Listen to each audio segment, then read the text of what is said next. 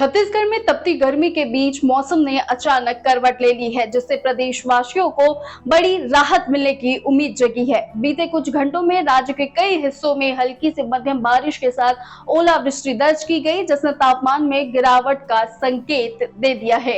मौसम विभाग के अनुसार 19 और 20 मार्च को प्रदेश के विभिन्न इलाकों में तेज हवाएं चलने, गरज चमक के साथ बारिश होने और आकाशीय बिजली गिरने की संभावना बनी हुई है।